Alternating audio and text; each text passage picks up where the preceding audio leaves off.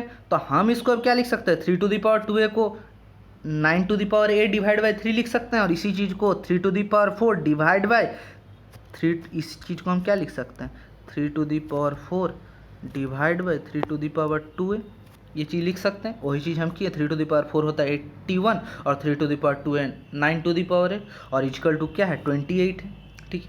यहाँ पे हम लोग क्या करें, जो 9 है ना उसको हम x मान ली, आप कुछ भी मान सकते हैं, t मानिए, p मानिए, कुछ भी मानिए, ठीक है। मेरा मेन मतलब है कि कुछ भी एक चीज़ मानेंगे तो ये एक क्वाड्रेटिक में कन्वर्ट हो जाएगा, ठीक है। तो हम लोग यहाँ पे क्या किए, 9 को x मान ली। अब जैसे ही x माने तो हमको क्या मिल गया, हम वहाँ 9 की जगह x पुट कर दिए तो ये चीज़ मिला।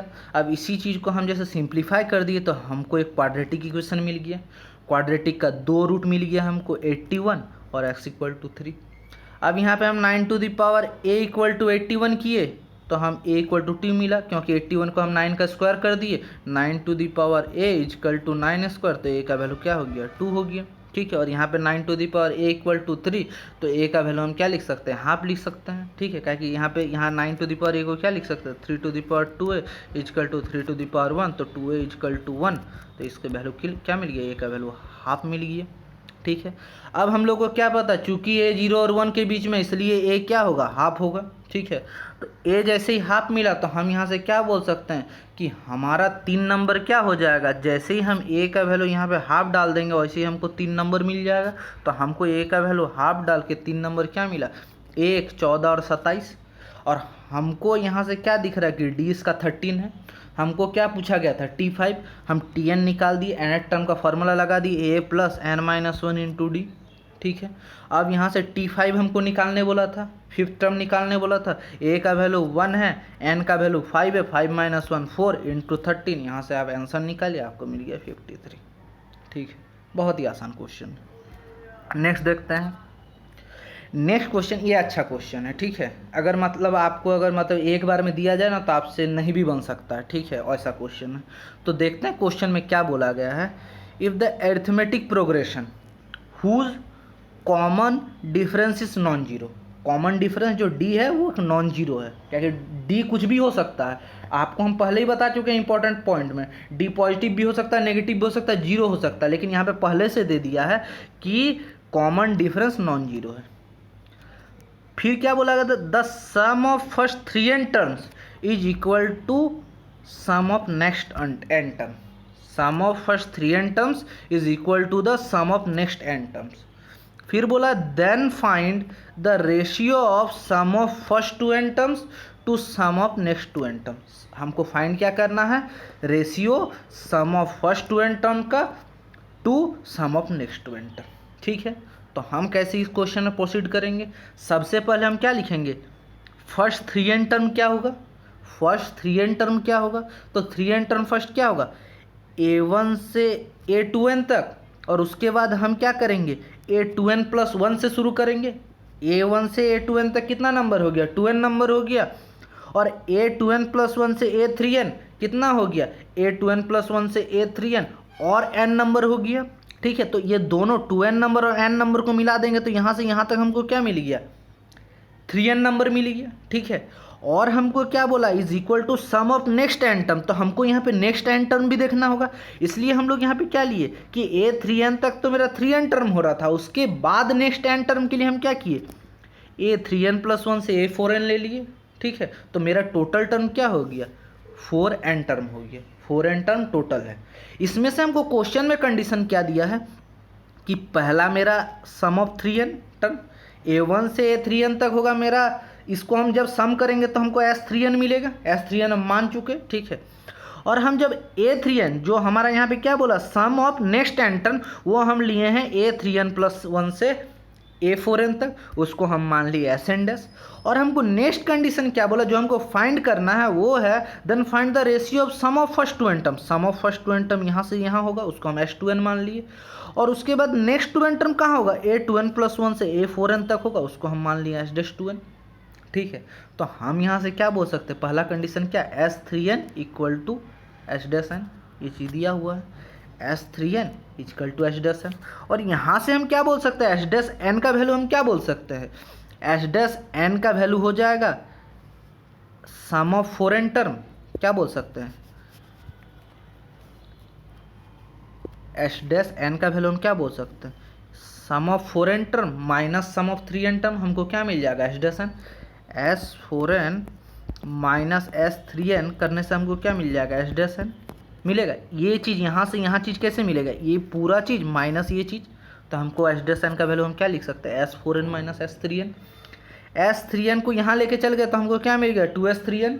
ठीक है, इक्वल टू के उस साइड गया तो हमको 2S3n = S4n मिला। S3n को हम क्या लिख सकते हैं, हमको Sn का फॉर्मूला लगा दिए, n/2 2a + n-1 × d। यहाँ पे n के जगह क्या है, 3n है, तो 3n पुट कर दिए। ठीक है, 2a + 3n-1 × d। Similarly S4n को यहाँ पे n के जगह कितना है, 4n टर्म है, इसको पुट कर दिए। इसको आपको सॉल्व करना आता है, ये सॉल्व करना बहुत ईजी, ये बताने का भी ज़रूरत नहीं है आपको। आप सॉल्व कर दिए और वहाँ से आपको 2a का वैल्यू क्या मिला, d1 - n, d × 1 - n मिला 2a का वैल्यू। ठीक है, ये आपको सॉल्व करना आना चाहिए, ये हम नहीं बता रहे हैं। ठीक है, ये बहुत ही आसान है, आपको यहाँ से दिख रहा होगा। ठीक है, बस आपको सॉल्व करना, पूरा को अच्छा से सॉल्व कर देना और उसके बाद इधर उधर करके 2a = d1 - n निकालना। उसके बाद हम लोग को फाइंड क्या करने बोला है, S2n / S'(n), S2n / S'(n), sum of first two N term का रेशियो पूछा गया है किससे, sum of next two N term से। ठीक है, तो हम S2n / S'(n) को हम क्या लिख सकते हैं, S'(n) को हम क्या लिख सकते हैं, देखिए S'(n) को क्या लिख सकते हैं, S'(n) यहाँ से यहाँ तक है, तो हम क्या लिख सकते हैं, S'(n) को, रुकिए, S'(n) को हम लिख सकते हैं S4n, ये है S4n माइनस S2n। S4n से जब हम S2n माइनस कर देंगे तो हमको क्या मिल जाएगा, S'(n). ठीक है, तो वही चीज़ यहाँ किए हैं कि S'(n) हम क्या लिख सकते हैं, S4n माइनस S2n। आप सम ऑफ एन टर्म्स का फॉर्मूला लगा लीजिए। ठीक है, और उससे आपको ये चीज़ मिल जाएगा, वैल्यू पुट करिए। ठीक है, यहाँ जो वैल्यू दिया हुआ है 2a का वैल्यू जो है, ठीक है, और ये को इस चीज़ को सिंप्लीफाई करके आपको क्या मिल जाएगा, ये मिल जाएगा। इस चीज़ को सिंप्लीफाई कर लीजिएगा तो आपको क्या मिल जाएगा, 1/5 रेशियो। सिंप्लीफाई आपको करना, सिंप्लीफाई कैसे किया गया वो भी दिखा देते हैं। जैसे देखिए यहाँ पे 2n/2, का कि n के जगह 2n था तो 2n/2 होता, यहाँ n के जगह 4n है तो n के जगह 4n/2 होगा, 2a 4n - n-1 × d होता तो 4n। यहाँ पे 2n टर्म था तो यहाँ पर भी 2n आया। ठीक है, हम यहाँ से क्या कर सकते हैं, 2 कैंसिल कर सकते हैं, यहाँ n कैंसिल कर सकते हैं क्योंकि इस पूरा से हम n कॉमन ले लिए। ठीक है, इस चीज़ को उसी प्रकार से और एक बार सॉल्व कर दिए तो हमको क्या मिल गया, 2nd / 10nd = 1/5। और एक तरीका से इस चीज़ को आप सॉल्व कर सकते थे, जैसे देखिए, जैसे हम आपको बताया कैसे आपको किस चीज़ को सॉल्व करना, जब ऑप्शन दिया रहता है तो हमको यहाँ क्या करेंगे, हम d का वैल्यू नॉन जीरो बोला है तो d 1 ले सकते हैं, हम d हम 1 ले लिए। ठीक है, और n का वैल्यू भी 1 ले लिए, d भी 1, n का वैल्यू भी 1, d 1 और n का वैल्यू 1। तो हमको 2a का वैल्यू क्या मिल गया, 0, a का वैल्यू 0 मिल गया ना, तो हम यहाँ से क्या बोल सकते हैं कि 2a का वैल्यू 0 हो गया तो ये पूरा क्वांटिटी 0 हो गया। और जब 2n/2 यहाँ पे n है तो ये क्वांटिटी 1 हो गया, n का वैल्यू 1 है और 2 कैंसिल हो गया तो 1 बच गया। यहाँ पे n का वैल्यू 1 है, यहाँ पे n का वैल्यू 1 है तो 2 × 1 - 1 क्या हो गया, 1, और d 1 है तो हमको ऊपर में क्या मिला, 1 मिला। ठीक है, इसी प्रकार हम लोग इधर करते हैं, 2 कैंसिल हो गया तो यहाँ बचा बस 2 कैंसिल हो गया, बचा 2, और यहाँ पे n का वैल्यू 1 है तो यहाँ पे बस बचा 2। ठीक है, हम यहाँ 2a का वैल्यू 0 निकाल चुके हैं, 2a का वैल्यू 0 हो गया। यहाँ पे n का वैल्यू 1 पुट किए तो हमको क्या मिल गया, 4 - 1 3, और इंटू d का वैल्यू 1 है तो 3 मिला, तो इस पूरा में से हमको 3 मिला। 3 × 2 क्या हो गया, यहाँ पे हो गया 6। इधर हम लोग करते हैं तो 2n/2, तो ये जो चीज़ है वही चीज़ यहाँ है, जिसका वैल्यू हमको क्या मिला था 1, तो 6 - 1 क्या हो गया 5, तो हम लोग यहाँ डायरेक्टली लिख सकते हैं 1/5 आंसर। आप इस ये पूरा करें, नहीं तो डायरेक्टली पुट करके आंसर नहीं 1/5 ही आएगा। ठीक है, नेक्स्ट देखते हैं। अब आपका नेक्स्ट क्वेश्चन है find the sum of first 24 terms of the AP. Find the sum of first 24 terms of the AP. ठीक है, और क्या क्या है यहाँ पे टर्म है A1 A2 A3 up to An तक। If it is known that, बोला है अगर आपको पता है कि A1 plus A5 plus A10 plus A15 plus A20 plus A24 का वैल्यू 300 है। ठीक है, ये आपको गिवन है। ठीक है, तो हम लोग को क्या पता है इंपॉर्टेंट पॉइंट्स ऑफ एपी, आप वो वीडियो जरूर देखिएगा। ठीक है, उसमें हम लोग क्या बोले थे कि अगर आपका A1 A2 up to An तक एपी में है तो इसका सम और A2 और इससे पहले का टर्म वो क्या होगा An-1, उसका सम सेम होगा, और ऐसे इक्विडिस्टेंस टर्म का सम सेम होगा। ठीक है, पहला और लास्ट का। ठीक है, A1 और An। ठीक है, A2 An-1, सिमिलरली यहाँ पे A3 आ जाएगा और यहाँ पे क्या आ जाएगा An-2, ये सब चीज़ सेम होता है। ठीक है, ये प्रॉपर्टी आपको बता चुके हैं इंपॉर्टेंट पॉइंट्स में, तो उसी को हम लोग अप्लाई किए यहाँ पे। तो हम लोग यहाँ क्या लिख सकते हैं An plus An, A1 plus An लिख सकते हैं, फर्स्ट टर्म और लास्ट टर्म। सेकेंड टर्म और सेकेंड लास्ट टर्म इक्वल होगा, थर्ड टर्म और थर्ड लास्ट टर्म का प्लस इक्वल होगा, और ये सब इक्वल होगा क्या होगा A1 प्लस इसी चीज़ को हम लोग क्या बोल सकते हैं, यहाँ पे क्या है हम यहाँ मान रहे हैं A1 से लेके A24 तक टर्म है। ठीक है, तो हम लोग यहाँ से क्या बोल सकते हैं A1 प्लस A24 किससे इक्वल होगा A2 से A23। यहाँ कहाँ तक मान रहे term A1 A2 up to A24 तक मान रहे टर्म, A24 तक मान रहे टर्म। तो हम यहाँ से क्या बोल सकते हैं कि फर्स्ट और लास्ट टर्म का प्लस वो क्या होगा इक्वल टू सेकेंड और सेकेंड टर्म लास्ट का प्लस। ठीक है, तो A1 plus A24 equal to क्या लिख सकते हैं A2 प्लस A23 लिख सकते हैं, और ये इक्वल होकर हम क्या लिख सकते हैं A5 प्लस A20 लिख सकते हैं, और सिमिलरली इक्वल लिख सकते हैं A10 प्लस A15। आप बढ़ते जाइएगा A3 प्लस A22 आएगा इसके बाद, उसके बाद क्या आएगा A3 प्लस A22 के बाद क्या आएगा A4 प्लस A21, और उसके बाद क्या आएगा A5 प्लस A20, और ऐसे करके आपको यहाँ से आप यहाँ तक बढ़ सकते हैं A10 प्लस A15। ठीक है, ये सब टर्म सेम है, तो हम यहाँ से क्या लिख सकते हैं, हमको ये गिवन है A1 plus A5 plus A10 plus A15 plus A20 plus A24 equal to 300 given है। तो हम सब चीज़ को क्या लिख सकते हैं A1 प्लस A5 को भी A1 प्लस A24 लिख सकते हैं, A10 प्लस A15 को भी लिख सकते हैं A1 प्लस A24। तो वही चीज़ हम किए हैं A1 plus A24 A1 plus A24 A1 plus A24। तो हम यहाँ से क्या बोल सकते हैं 3A1 plus A24 equal to 300। इसी प्रकार A1 प्लस A24 का वैल्यू 100 हो गया। ठीक है, हम यहाँ से क्या बोल सकते हैं कि A1 प्लस A24 क्या है फर्स्ट टर्म और लास्ट टर्म का सम है। ठीक है, उसका वैल्यू 100 आ गया, और हमको Sn का वैल्यू क्या पता है n/2 a प्लस एल भी होता है, एक फार्मूला होता है n/2 2a plus n-1 into d, और एक फार्मूला होता है n/2 first term plus last term. और चूंकि हमको फर्स्ट टर्म और लास्ट टर्म का वैल्यू गिवन है 100, तो हम यहाँ से क्या बोल सकते हैं कि n का वैल्यू 24 है और a प्लस एल का वैल्यू 100 है। यहाँ से हम इसको सॉल्व कर दिए, हमको S24 का वैल्यू मिल गया 1200। ठीक है, और वही चीज़ हमको पूछा था कि सम ऑफ फर्स्ट 24 टर्म का वैल्यू क्या होगा। ठीक है, आप सभी का बहुत बहुत धन्यवाद। लाइक करिए, शेयर करिए, सब्सक्राइब करिए, और जब भी सब्सक्राइब करते हैं बेल आइकन को प्रेस करना ना भूलें। और आप हमारे वेबसाइट से भी जुड़ सकते हैं, जिसमें हम लोग डेली बेसिस में क्विज कंडक्ट करवाते हैं, और आप हमारे टेलीग्राम चैनल, व्हाट्सएप ग्रुप, ये सब से भी जुड़ सकते हैं। आपको सभी चीज़ का लिंक डिस्क्रिप्शन में मिल जाएगा। और आप लोग इससे पहले का वीडियो भी देखें, इससे आपको कंसेप्ट जानने में बहुत आसानी होगी। आप लोगों का बहुत बहुत धन्यवाद।